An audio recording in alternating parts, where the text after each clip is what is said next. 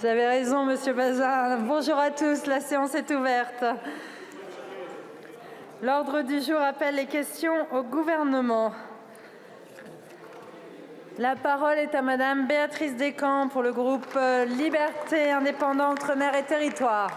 Merci Madame la Présidente. Ma question s'adresse à Madame la Ministre du Travail, de la Santé et des Solidarités. Madame la Ministre, je souhaite vous interroger sur l'octroi de congés payés pendant une période d'arrêt maladie et sur l'impact de la rétroactivité de ce droit pour l'ensemble de nos entreprises et particulièrement pour les PME. La Cour de cassation considère depuis le 13 septembre dernier que les salariés peuvent acquérir des congés payés pendant leur arrêt maladie, suivant ainsi une directive européenne datée de 2003 qui n'a pas été transposée dans le droit français. Il n'est bien évidemment pas question ici de remettre en cause le droit des salariés, mais de pouvoir trouver des solutions pour les très petites entreprises et les PME en particulier qui sont mises en difficulté par cette mesure. La Confédération des PME, le 17 novembre dernier, demandait d'ailleurs dans un communiqué de presse au gouvernement de limiter cette rétroactivité, de plafonner le nombre de jours de congés payés acquis dans ce cadre et de faire en sorte que le coût ne soit pas à la seule charge de l'employeur. J'ai rencontré la semaine dernière un patron d'une petite entreprise dans ma circonscription qui était concerné par le sujet. Pour sa salariée qui est en arrêt maladie depuis 3 ans, il doit débourser une somme conséquente qui représente 10% de sa marge. Il n'a pas pu faire la nécessaire action en amont pour que cette charge soit étalée. Si cela se reproduisait, il pourrait devoir licencier des personnes pour pouvoir payer la somme demandée. Il semble que le gouvernement de Madame Borne ait bien identifié ce problème et souhaitait se mettre en conformité avec le droit européen tout en veillant à préserver son impact sur les entreprises.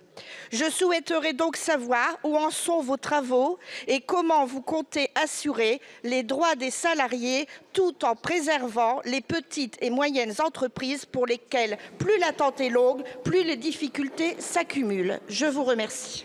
Je vous remercie, ma chère collègue. La parole est à Madame Catherine Vautrin, ministre du Travail, de la Santé et des Solidarités.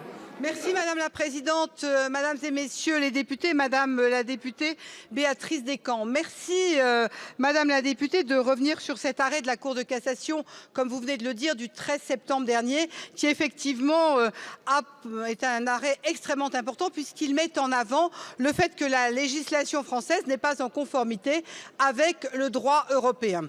Le sujet, vous venez vous-même de l'exprimer, Madame la députée, il s'agit de la capacité pour les salariés des entreprises de continuer à acquérir des jours de congé alors même qu'ils sont en arrêt de travail, quelle que soit la durée et la pathologie.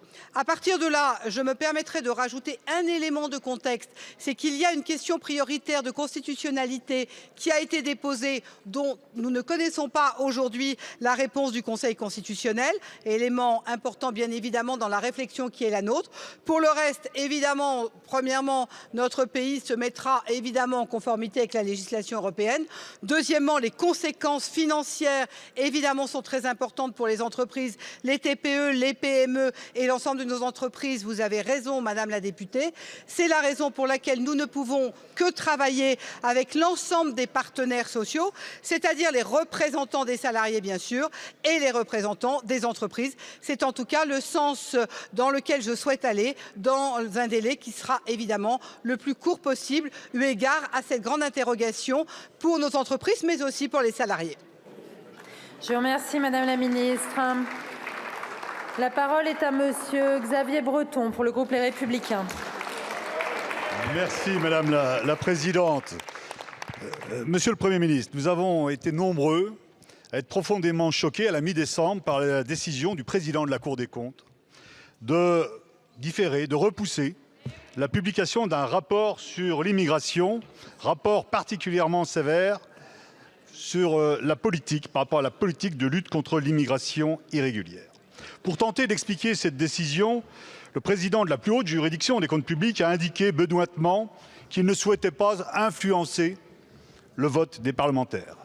Mais quelle conception M. Moscovici se fait-il des députés et des sénateurs? Considère-t-il que nous ne soyons pas assez matures pour prendre connaissance et pour analyser un rapport? Juste-t-il que nous ne soyons pas capables de comprendre les écrits et la pensée des magistrats financiers de la rue Cambon? Et si nombre de nos concitoyens ont été également choqués, c'est parce qu'ils y retrouvent le mépris de ce qu'on appelle parfois l'État profond, le mépris de cette prétendue élite technocratique à l'égard des représentants du peuple.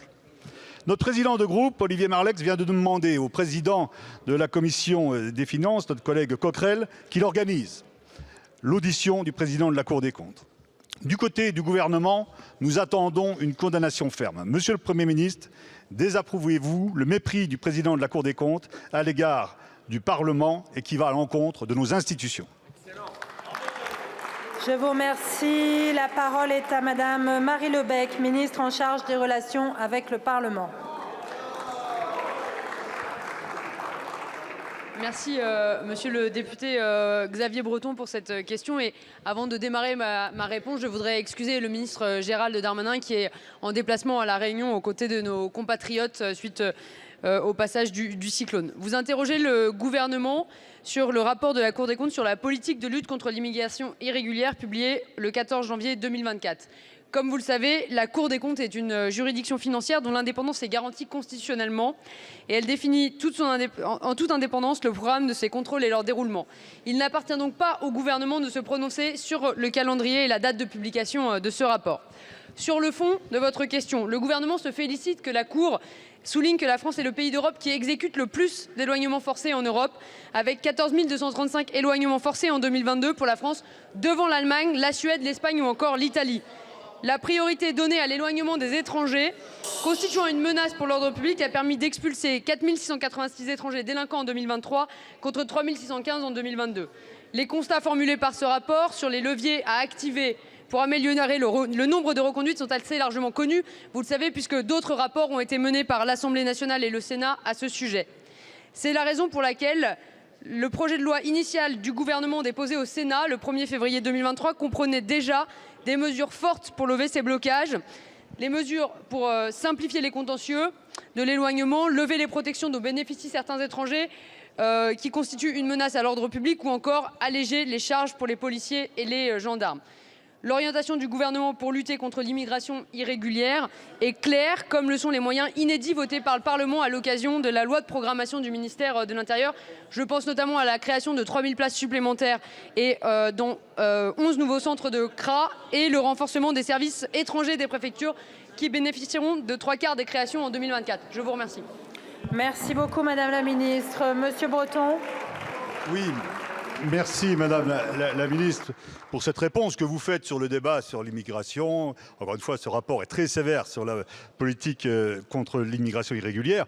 Mais la question, c'est effectivement le rôle de la Cour des comptes dans nos institutions. Vous évoquez l'indépendance de la Cour des comptes. Bon, on remarquera que le président est nommé par le président de la République. Les institutions le prévoient, mais enfin, il l'a choisi en tout cas. Et je voudrais citer l'article 47.2 de notre Constitution qui est explicite. La Cour des comptes assiste le Parlement dans le contrôle de l'action du gouvernement ainsi que dans l'évaluation des politiques publiques. Manifestement, ils ont manqué à leur devoir. Je vous remercie, monsieur le député. La parole est à Madame Agnès Carrel pour le groupe Horizon. Merci Madame la Présidente. Ma question s'adressait au ministre de l'Intérieur et des Outre-mer qui est absent, comme on le sait, puisqu'il a dû se rendre à La Réunion en raison des événements météorologiques. Ma question s'adressera donc à Madame la ministre de l'Éducation nationale, de la jeunesse, des sports, des Jeux olympiques et paralympiques. Madame la ministre, après une année 2023 particulièrement intense, l'année 2024 s'annonce très chargée pour l'ensemble de nos forces de l'ordre, avec les Jeux olympiques et paralympiques, mais aussi avec le parcours de la flamme du 8 mai jusqu'à l'inauguration du 26 juillet, sans oublier le 80e anniversaire du débarquement en Normandie et bien d'autres événements prévus, mais aussi ceux inattendus. Pour ne citer qu'un exemple, l'unité de CRS 32, installée dans ma circonscription à côté du Havre, sur Sainte-Adresse, a été mobilisée 235 jours en 2023, bien plus que l'année précédente, avec des déplacements de plus en plus lointains comme Grenoble, Marseille ou Nice. L'année 2024 s'annonce tout aussi chargée, sinon plus, face à un calendrier complexe pour eux et leurs familles. Si tous les membres de nos forces de l'ordre sont engagés avec professionnalisme, et ils m'en ont d'ailleurs fait part récemment, il n'en demeure pas moins que leurs inquiétudes se focalisent notamment sur la prise en charge de leurs enfants pendant leur affectation durant les JO, et c'est bien compréhensible. La quasi-totalité d'entre eux ne pourront pas prétendre à des vacances pendant cette période estivale. Il serait normal que leurs enfants soient prioritaires pour accéder aux centres de loisirs, centres aérés, crèches et garderies, mais aussi colonies de vacances, afin qu'ils ne soient pas privés de loisirs pendant leur période et pendant le fait que leurs parents seront pleinement mobilisés. Madame la ministre, quelles mesures compte prendre le gouvernement en lien avec les représentants de ces professions pour rassurer ces professionnels qui sont aussi des parents afin qu'ils exercent leurs fonctions l'esprit rassuré? Pour leur immense service rendu à la nation pendant cette période de jeu et de réjouissance, notre gouvernement leur doit bien en amont. Merci, ma chère collègue. La parole est à Madame Amélie Oudéa-Castéra, ministre de l'Éducation nationale, de la jeunesse, des sports, des Jeux olympiques et paralympiques. Madame la présidente, mesdames et messieurs les députés, madame la députée Carrel, votre question est l'opportunité pour moi de saluer l'ensemble des forces de sécurité intérieure pour leur mobilisation exceptionnelle tout au long de l'année au service de la société, au service de l'école, au service du sport. La réussite des JO repose sur une mobilisation exceptionnelle des agents du ministère de l'Intérieur, en particulier nos policiers et gendarmes. Pour la seule cérémonie d'ouverture, 45 000 d'entre eux seront sur le terrain. Il leur sera effectivement demandé une présence maximale entre le 15 juin et le 15 septembre, allant jusqu'à 100% au cœur de l'événement du 24 juillet au 11 août. Pour concilier engagement et vie personnelle, le ministre de l'Intérieur a annoncé aux agents qu'ils pourraient prendre jusqu'à 2 semaines de congés sur cette période. Au-delà de cet enjeu des congés, Gérald Darmanin a reçu les organisations syndicales de gardiens de la paix ce lundi pour entendre leurs autres demandes. S'agissant des questions de rémunération, il présentera d'ici la fin du mois de janvier l'accompagnement prévu en termes de primes et de paiement des heures supplémentaires. Des annonces seront enfin faites sur les dispositifs d'action sociale qui permettront l'accueil de la petite enfance et les séjours pour les enfants, ce qui sera particulièrement précieux pour les familles monoparentales ou les couples d'agents mobilisés. Tout ce travail sur l'aménagement du temps de travail, les compensations indemnitaires et l'accompagnement des familles est également conduit par chaque ministère, par tous les ministères, pour tous leurs agents mobilisés pendant les Jeux. Et ces agents, Madame la députée, votre question est pour moi l'occasion de les saluer, de les remercier, eux qui, depuis 2017, construisent la réussite des Jeux au quotidien. Merci. Merci beaucoup, Madame la ministre. La parole est à Madame Christine Engrand pour le Rassemblement national. Madame la Présidente, Monsieur le Ministre, chers collègues, en 2012, au Sénat, Robert Slump, cadre au sein du service de l'État hollandais dédié à la gestion de l'eau, expliquait que la clé de notre réussite réside moins dans les ouvrages, même que dans notre système organisationnel, légal et financier.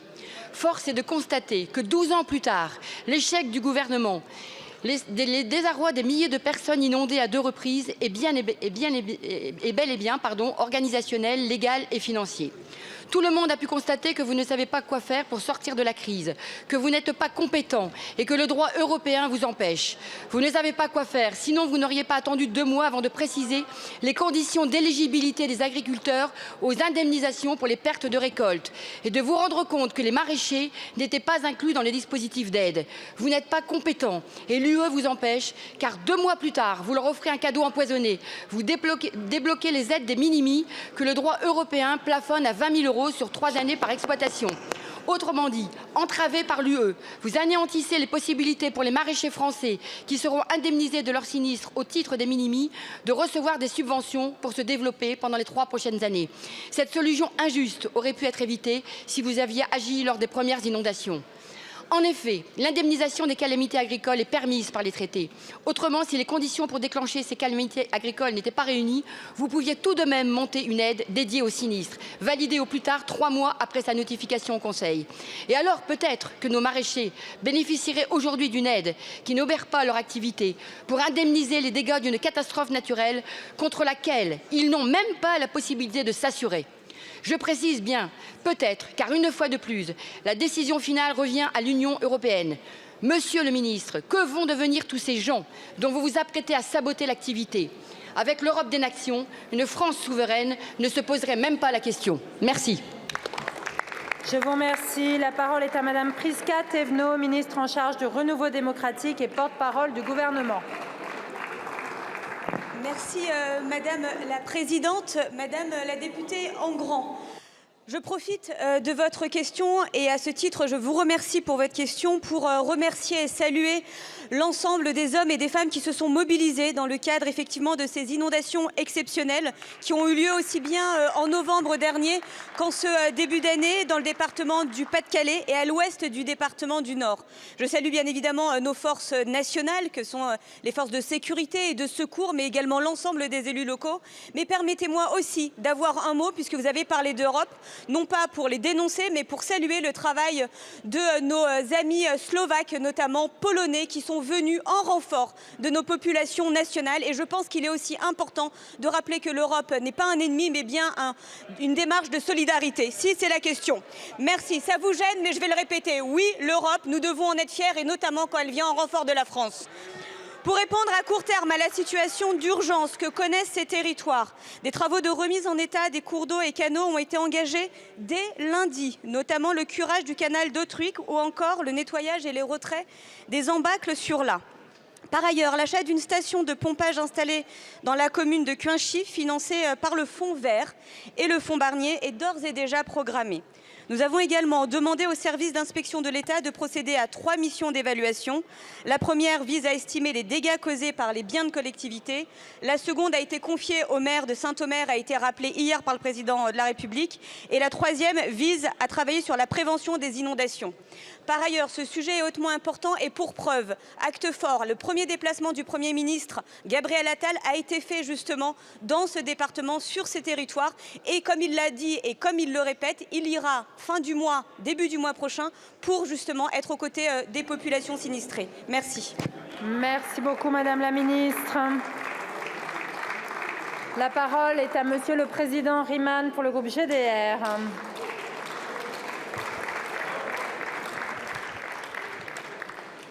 Merci Madame la Présidente. Monsieur le ministre de l'Intérieur et des Outre-mer est aujourd'hui abonné absent. Mais nous ne lui en tiendrons pas rigueur car il se trouve aux côtés de nos compatriotes réunionnais qui ont à se remettre de la violence du cyclone Bélal. Nous leur adressons nos pensées, nos solidarités, notre fraternité. Tiens bon lac pas. Quant à l'audace, cette fameuse audace que le président de la République nous présente comme la ligne directrice de cette nouvelle ère macronienne, elle est décrédibilisée d'entrée de jeu car peu courageuse et encore moins téméraire. L'audace, la vraie, aurait été de rétablir un ministère de plein exercice dédié à tout ce qui constitue les singularités qui font nos territoires transocéaniques.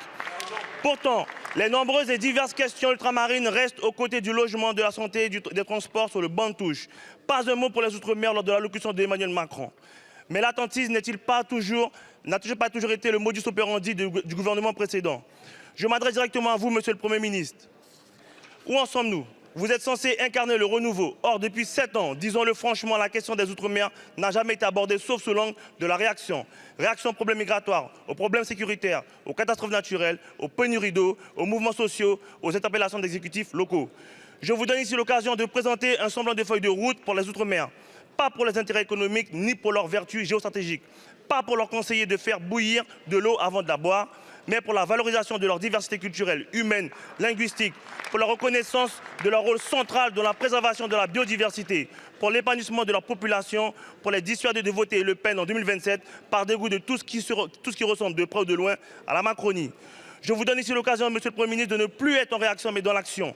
Monsieur le Premier ministre, vous avez dit lors de votre nomination que vous ameniez l'éducation avec vous à Matignon. Ma question est simple. Comptez-vous, et ce serait là une première depuis 7 ans, amener les Outre-mer à Matignon?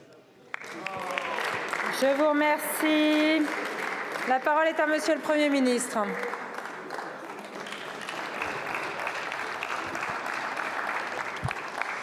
Merci Madame la Présidente, Mesdames et Messieurs les députés, Monsieur le Président Xavier Riemann. Vous n'êtes pas président de groupe, mais je tenais à vous répondre personnellement. Parce que le sujet que vous abordez est absolument majeur. Et oui, je le dis, au cœur de la feuille de route que je présenterai devant vous le 30 janvier et de l'action que je compte conduire en tant que Premier ministre de la France avec mon gouvernement. J'ai eu l'occasion ces dernières années d'occuper différentes fonctions gouvernementales. En tant que secrétaire d'État à la jeunesse, porte-parole du gouvernement, ministre des Comptes publics et de l'Éducation nationale, à chaque fois j'ai eu l'opportunité et la chance de travailler avec nos territoires ultramarins sur tous ces enjeux. Et je le dis, je suis lucide à la fois sur les immenses défis, et vous l'avez rappelé, qui sont devant nous pour ces territoires, vous l'avez indiqué, en matière de logement, en matière sociale, en matière d'emploi, de mobilité, de sécurité, d'immigration aussi, en matière environnementale, mais conscient et lucide aussi de la chance extraordinaire que constituent les territoires ultramarins pour notre pays, en matière de jeunesse, en matière d'innovation, de créativité, en matière de souveraineté, en matière de biodiversité. Et moi, je le dis de manière très claire, oui, il faut être aux côtés de nos territoires ultramarins lorsque surviennent des drames, des crises. Vous l'avez rappelé, et c'est à ce titre que mon ministre de l'Intérieur, Gérald Darmanin, est en ce moment même à La Réunion aux côtés des victimes du cyclone. Mais il faut aussi, et vous avez totalement raison de le dire, être dans la prospective, investir positivement sur tous les potentiels de nos territoires ultramarins. Nous avons par ailleurs un certain nombre d'échéances majeures devant nous. Vous le savez, le président de la République avait annoncé il y a quelques mois la préparation d'une grande loi sur Mayotte et nous allons y travailler. De la même manière, nous avons des textes institutionnels importants sur l'avenir de la Nouvelle-Calédonie qui nous rassembleront ici dans cet hémicycle. Et je sais qu'en Guyane, qu'aux Antilles, qu'à La Réunion, qu'à Mayotte, à Saint-Pierre-et-Miquelon, Wallis et Futuna, dans tous nos territoires ultramarins, il y a des défis et des enjeux sur lesquels nous devons investir ensemble. Donc très concrètement, je recevrai aussi vite que possible la délégation aux Outre-mer que vous présidez. Je réunirai dans les tout prochains mois un comité interministériel aux Outre-mer, un CIOM, pour avancer sur tous ces sujets-là. Et je me rendrai aussi vite que possible dans nos territoires ultramarins et j'espère que vous me ferez l'honneur de m'accompagner dans ce déplacement. Je vous remercie. Merci beaucoup, Monsieur le Ministre. Monsieur le Président. Monsieur le Premier ministre, le rendez-vous est pris. Sachez quand même qu'il y a des urgences et des scandales à régler sur nos territoires au risque de fractures irréversibles. Je vous remercie. Je vous remercie. La parole est à Monsieur Olivier Faure pour le groupe socialiste. Madame la Présidente, mes chers collègues, on allait voir ce qu'on allait voir. Le Président a convoqué hier soir les Français pour, je cite, son grand rendez-vous avec la nation. Mais sur quoi unit-on une nation? Sur quelle vision? Pour que la France reste la France, pour reprendre la formule slogan d'Éric Zemmour. Mais la France républicaine n'est pas une nostalgie. Elle est un horizon, la volonté chaque jour renouvelée d'avancer sur le chemin de la liberté, de l'égalité et de la fraternité. Les crises se multiplient, elles se cumulent, les inégalités explosent. C'était le moment de responsabiliser le CAC 40 avec un discours de vérité, en appelant les plus riches à l'effort national pour répondre aux défis de l'avenir. Voilà le vrai réarmement civique. L'école, elle a besoin de nouveaux hussards de la République, pas d'uniforme. Rendez à nouveau attractif le plus beau métier du monde. Soutenez l'école publique. Le travail, il doit payer. Il faut une grande conférence sociale où tout serait remis à plat pour augmenter les salaires, à commencer par les premiers de corvée. Le logement, un toit pour tous, devrait être la règle alors que plus de 3 millions de logements restent aujourd'hui vacants. L'accès aux soins, il est temps d'en finir avec les déserts médicaux, de réguler l'installation des médecins comme c'est le cas pour les pharmaciens. La bifurcation écologique, vos propres experts ont exigé des moyens. Rétablissez un ISF climatique. La démocratie, c'est d'abord le pluralisme. Interdisez la concentration des médias. Garantissez l'indépendance des rédactions. Merci. J'en finis par vous, Monsieur le Premier ministre. Plus qu'un mot. Vous ne pouvez pas être le simple collaborateur d'un président à bout de souffle. Merci, Monsieur le député. La parole est à Madame Prisca Thévenot, porte-parole du gouvernement et ministre en charge du renouveau démocratique. Merci Madame la Présidente. Monsieur le député Faure, j'avoue être un peu perplexe parce que je m'attendais à une question et en réalité j'assiste à un simulacre de discours de politique générale. Mais soit, allons-y. Allons-y. Allons-y, vous qui n'avez bien évidemment, vous vous qui n'avez bien évidemment jamais été aux responsabilités, vous qui n'avez jamais pu bien évidemment faire des choses pour la France, que ce soit ici, ailleurs, aujourd'hui ou avant. Mais regardons les sujets dans le fond, parce que les gens n'attendent pas qu'on crie, mais plutôt qu'on leur réponde.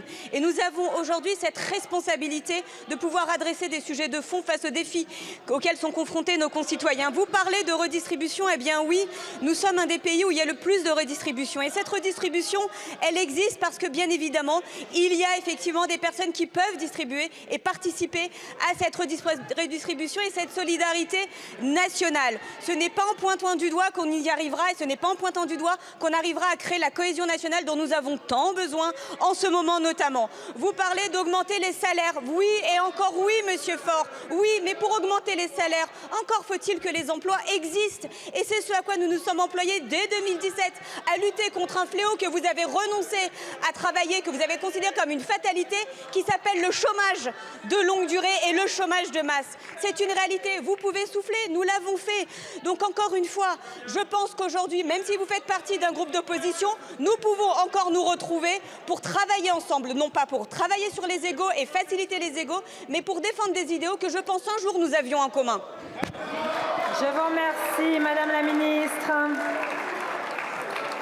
La parole est à Madame Céline Calvez pour le groupe Renaissance. Merci Madame la Présidente. Madame la Ministre de la Culture, votre nomination a été une surprise pour certains, beaucoup même. Les mêmes sont déjà surpris par votre détermination à vous battre pour l'accès à la culture. L'accès à la culture, parce que c'est un véritable moyen d'émancipation et d'égalité, la majorité présidentielle est fière d'y œuvrer depuis 2017. Pour les plus jeunes, par la mise en place du Pass Culture ou encore par l'éducation artistique et culturelle à l'école. Hier, le président de la République y a d'ailleurs fait référence et souhaite la renforcer par le théâtre et par l'histoire de l'art. Il a aussi fait référence au rôle des célébrations, nos hommages, qui rappellent et constituent progressivement notre mémoire collective. Madame la Ministre, vous prenez vos fonctions en 2024, quand le monde aura plusieurs occasions de nous regarder, nous, la France, dans des événements de fierté majeurs. Les Jeux Olympiques et Paralympiques, la réouverture de Notre-Dame, le 80e anniversaire du débarquement ou encore le sommet de la francophonie. Comment faire que la culture rayonne pour tous, ici et en dehors de nos frontières, en même temps? L'accès à la culture partout. Et pas qu'à Paris. C'est grâce aux artistes, aux festivals, aux associations, ces cultures vivantes que je souhaite remercier pour leur action partout, tout le temps. L'accès partout, c'est aussi le contact culturel permis par l'audiovisuel et le numérique. Quelle place accorderez-vous à ces créations? Comment tirer le meilleur avantage de leur pouvoir de diffusion, d'interaction, sans les risques de leur dérive? Vous défendez la culture populaire. Derrière cette notion, je veux vous adresser une question. Comment souhaitez-vous œuvrer pour la reconnaissance de la culture de chacune et chacun d'entre nous? Madame la Ministre, comment votre feuille de route s'inscrira-t-elle dans le chemin tracé depuis 2017? Comment relèvera-t-il les défis de la cohésion et de la culture commune de notre nation? Je vous remercie. Merci beaucoup, ma chère collègue. La parole est à Madame Rachida Dati, ministre de la Culture.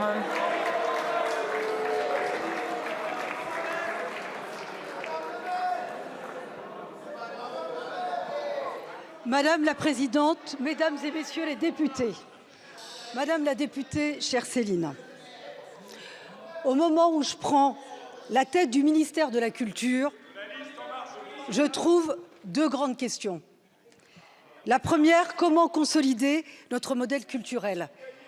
Le soutenir, comme tout soutenir tous nos acteurs culturels, qui font la richesse de notre pays et le bonheur de nos concitoyens, dans un monde qui bouge rapidement et qui peut être, et vous le savez tous, extrêmement menaçant.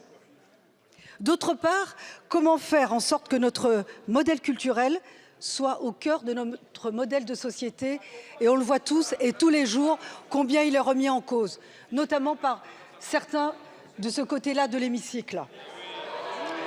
Dans notre pays, trop de jeunes se disent encore « le théâtre, les musées, la lecture, ce n'est pas pour moi ». La lecture, c'est ce qui permet, et la culture, c'est ce qui permet à chacun de se construire, de devenir un citoyen éclairé. je sais justement par mon expérience, moi je n'ai hérité de rien. Monsieur Marlex,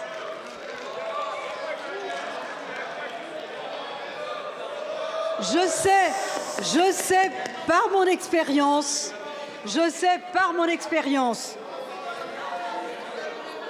que l'émancipation, que l'intégration, je sais ça vous parle pas, que la liberté passe par la culture.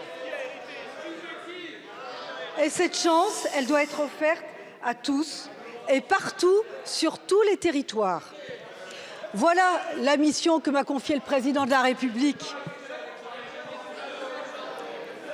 Et je vous le dis, je l'accomplirai avec détermination, avec honneur, partout sur le territoire et avec vous tous. Merci beaucoup, Madame la Ministre. Un peu de silence, s'il vous plaît.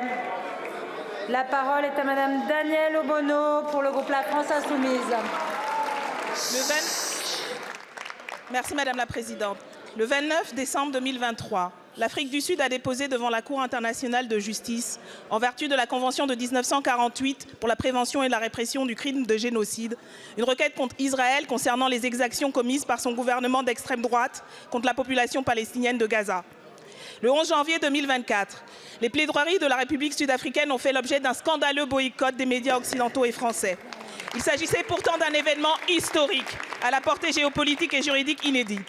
L'État, dont la légitimité initiale est fondée sur la conscience du génocide commis contre les Juifs par l'Allemagne nazie et ses complices, est aujourd'hui accusé de le reproduire contre les Palestiniens et les Palestiniennes.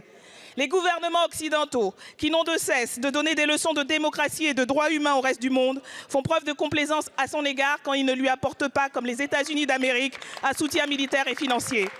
C'est l'Afrique du Sud, la nation arc-en-ciel qui a subi l'esclavage, la colonisation et l'apartheid, dont le peuple a conquis sa liberté au terme d'une très longue et très dure lutte de libération nationale. C'est ce pays africain qui a sauvé notre honneur à tous et toutes, en défendant à la fois la cause du peuple palestinien, celle du droit international et de l'humanité tout entière. Nous lui en sommes profondément reconnaissants et reconnaissantes. À Gaza, expliquait une de ses avocates, se déroule le premier génocide de l'histoire dont les victimes diffusent en temps réel leur propre destruction, dans l'espoir désespéré et jusqu'à présent vain de voir le monde faire quelque chose. Si elle veut être en cohérence avec ses valeurs, la France doit urgemment emboîter le pas à l'Afrique du Sud, comme l'ont déjà fait plus de 50 pays dans le monde. Elle doit soutenir la requête sud-africaine qui demande notamment à la Cour internationale de justice d'enjoindre le gouvernement israélien à suspendre immédiatement ses opérations militaires. Elle doit également appliquer au niveau national et européen des sanctions qui s'imposent. Monsieur le Premier ministre, l'histoire nous regarde. Elle ne sera pas tendre avec celles et ceux qui savaient et n'ont rien fait. Plus jamais ça pour personne. Je vous remercie. La parole est à Monsieur Stéphane Séjourné, ministre de l'Europe et des Affaires étrangères. Merci Madame la Présidente, Madame la députée Obono. Le 7 octobre dernier, Israël a subi une attaque terroriste barbare, 1200 morts, des mutilations, des viols, des assassinats d'enfants, des civils israéliens ont été visés pour ce qu'ils sont. 41 Français sont morts dans ces conditions atroces. Nous leur rendrons hommage le 7 février. Et 3 encore de nos compatriotes sont otages à Gaza et nous faisons tout pour les en sortir. Qu'avez-vous dit en réaction à ces crimes terroristes? Je vous cite. Le Hamas est un groupe de résistance qui se définit comme tel, Madame Obono. C'est ça le scandale, Madame Obono. Le président de la République, lui, a toujours tenu une position d'équilibre, je vous la rappelle. Condamner le terrorisme, ce que vous n'arrivez toujours pas à faire, Madame Obono. Œuvrer à un cessez-le-feu immédiat pour permettre de garantir les souffrances des Palestiniens. Rétablir un horizon politique pour avancer vers 2 États au sujet... Monsieur le ministre, 2 secondes. Est-ce que vous pourriez faire silence et écouter la réponse, s'il vous plaît? Je vous en remercie. Mais vous ne choisissez pas vos réponses, ils ne choisissent pas leurs questions. Monsieur le ministre, nous vous écoutons. Je vous rappelle la position de la France, Madame Obono. rétablir un horizon politique pour avancer vers 2 États. Et ce sujet sera au cœur des discussions de la réunion du Conseil de sécurité que je présiderai mardi prochain à New York. Pour ce qui est de la Cour internationale de justice, puisque c'est votre question, j'y allais. Nous disons fermement aux Israéliens, le respect du droit s'impose à tous, les frappes systématiques à Gaza doivent cesser. Mais les mots, Madame Obono, ont un sens. Les mots ont un sens. Et accuser l'État juif de génocide, c'est franchir un seuil moral. On ne peut exploiter la notion de génocide à des fins politiques, c'est notre position constante. Nous l'avons dit quand la Russie a utilisé ce justificatif pour justifier l'injustifiable, sa guerre en Ukraine. Merci beaucoup, alors en Monsieur conclusion, Madame la Présidente, j'ai été interrompu. En conclusion, nous n'avons pas de leçons à recevoir de votre parti. Vous n'êtes pas au clair, ni sur le Hamas, ni sur Gaza. Merci, Monsieur le Ministre.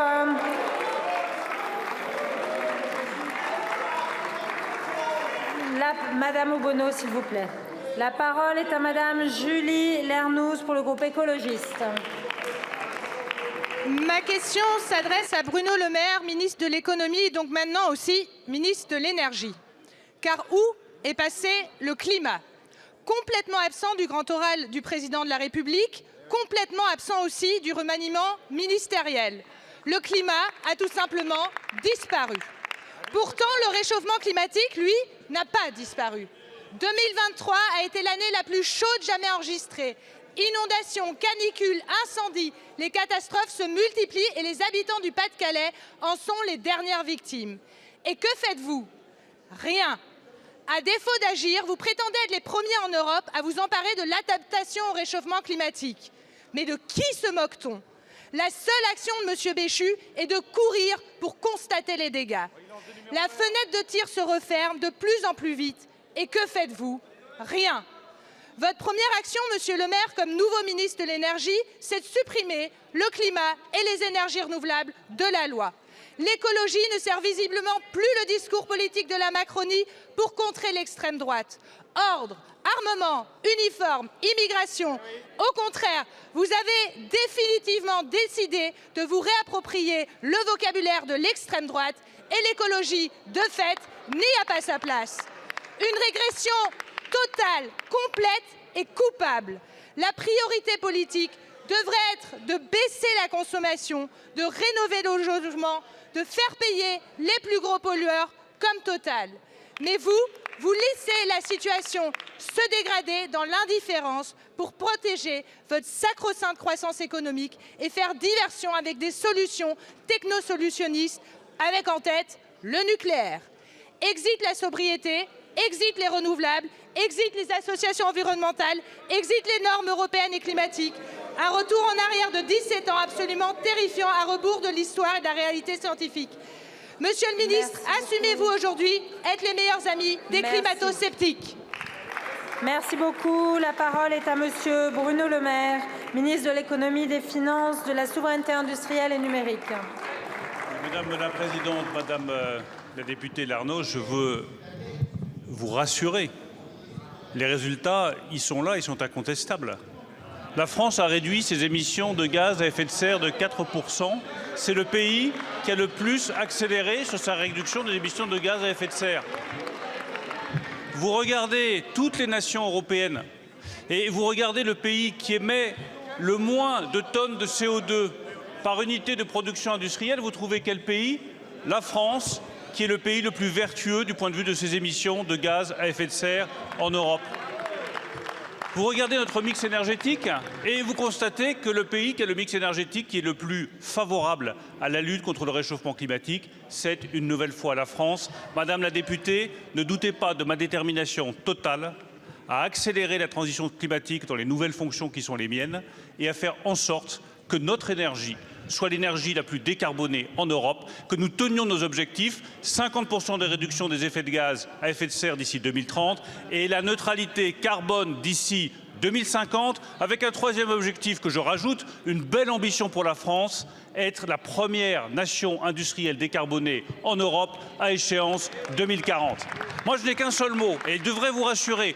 accélérer. Accélérer sur la sobriété, vous avez raison. C'est un point absolument majeur de la stratégie climatique qui a été définie par le président de la République. Et je commence volontairement par là. Oui, la sobriété est nécessaire. Oui, l'efficacité énergétique est nécessaire parce que personne ne peut accepter qu'une industrie émette de l'énergie fatale sans qu'elle soit récupérée pour réduire une nouvelle fois les émissions de gaz à effet de serre. Oui, nous accélérerons sur les renouvelables. Oui, nous accélérerons sur l'éolien, sur les panneaux photovoltaïques, sur la géothermie, sur les pompes à chaleur, sur tout ce qui permet de gagner cette bataille du climat. Et oui, ce sera peut-être notre seul point de divergence. Nous accélérerons aussi sur la réalisation des 6 nouveaux EPR réacteurs nucléaires, car l'énergie nucléaire, c'est de l'énergie décarbonée et c'est aussi une victoire contre le réchauffement climatique. Merci, Monsieur le Ministre. Et enfin, la parole est à Madame Marina Ferrari pour le groupe démocrate. Merci Madame la Présidente. Monsieur le Premier ministre, ma question porte sur l'assurance des collectivités. Vous le savez, nos collectivités sont confrontées à des difficultés pour s'assurer. Et la situation en ce 2024 est très préoccupante. S'il y a quelques mois, ces difficultés portaient davantage sur l'assurance statutaire et RH et sur les villes petites et moyennes, dans certaines zones très exposées, tous les risques, toutes les strates de collectivités et tout le territoire national sont aujourd'hui concernés. 2000 d'entre elles seraient sans couverture. Dans mon département, la Savoie, une enquête montre que 33% des communes interrogées sont confrontées à la résiliation unilatérale de leur contrat, à l'augmentation des primes ou des franchises de 25 jusqu'à 100%, en particulier sur les dommages aux biens, la responsabilité civile et les flottes automobiles. Nos collectivités sont donc conduites à s'auto-assurer avec des risques financiers énormes. Cette situation s'explique par un marché de l'assurance qui est déficitaire, une sinistralité conjoncturelle de plus en plus importante, en témoignent les 200 millions d'euros de dégâts qui ont été constatés sur les émeutes de cet été, mais surtout par une sinistralité climatique qui explose. Elle a triplé entre 2018 et 2022 par rapport à la période précédente. Le coût des dégâts des catastrophes naturelles pourrait atteindre 3 milliards d'euros par an d'ici 2050. Pour autant, l'État n'est pas resté sourd et a annoncé des mesures. Une mission gouvernementale sur l'assurabilité des collectivités, conduite par Alain Chrétien et Jean-Yves Dagès, a été nommée. Ces conclusions sont attendues pour fin avril et nous conduiront certainement à un travail législatif. Mais dans l'intervalle, le nombre de collectivités impactées ne cesse de s'accroître et les catastrophes naturelles se multiplient. J'aurais une pensée pour nos compatriotes du Pas-de-Calais et de la Réunion et pour leurs élus locaux qui sont en première ligne dans la gestion de l'après. Au moment où les discussions budgétaires sont en cours dans nos communes, comment l'État compte-t-il travailler ce sujet avec les représentants des associations d'élus? Comment envisagez-vous le soutien aux collectivités qui se trouvent sans couverture assurantielle? Nos élus partout ont besoin d'être rassurés et soutenus. Je vous remercie. Je vous remercie. La parole est à Madame Prisca Thévenot, porte-parole du gouvernement et ministre en charge du renouveau démocratique. Merci Madame la Présidente, Madame la députée Ferrari. Je me permets de répondre au nom du ministre Christophe Béchu qui est retenu en ce moment même au Sénat. Mais voici la réponse qu'il vous aurait adressée s'il avait pu être là avec vous aujourd'hui. Oui, un certain nombre d'événements récents, notamment l'épisode des violences urbaines, ont à nouveau mis à jour la fragilité des systèmes d'assurance des collectivités territoriales. Comme vous l'avez très justement indiqué, oui, le sujet est structurel. Un nombre significatif d'appels d'offres sont infructueux et les prix et les franchises augmentent. Ce phénomène est effectivement lié aux risques émergents, climatiques, sociaux, cyber, mais aussi aux risques juridiques et judiciaires. C'est également lié à l'équilibre et à la rentabilité d'un marché de l'assurance resserré autour de 2 principaux assureurs. Le marché de la réassurance, sur lequel ils sont adossés, s'est lui-même durci. Vous avez raison de dissocier la réponse que doit apporter le gouvernement entre le court terme et le moyen terme. Sur le moyen terme, le ministre de l'économie, Bruno Le Maire, et le ministre de la transition écologique et de la cohésion des territoires, M. Béchu, seront très attentifs aux préconisations que soumettront messieurs Chrétien et Dagès. Il leur revient d'esquisser un cadre qui permettra aux collectivités de s'assurer effectivement contre les risques auxquels elles sont exposées. Nous devrons discuter, le cas échéant, avec vous, le Parlement, des mesures à prendre pour y parvenir. Sur le court terme, pour répondre à l'urgence, le gouvernement pilote un groupe de travail avec les assureurs pour suivre le rythme des dédommagements et éviter les résiliations sèches avec l'appui de la Direction générale du Trésor. Cet effort a déjà produit des effets. Nous sommes passés de 3,5 du taux de résiliation en 2022 à 2,9 en 2023. Nous avons étendu le champ des compétences également du médiateur des assurances qui s'empare désormais des litiges dans le cadre des contrats existants. Je vous remercie. Je vous remercie, Madame la Ministre. La séance de questions au gouvernement est terminée. La séance est suspendue.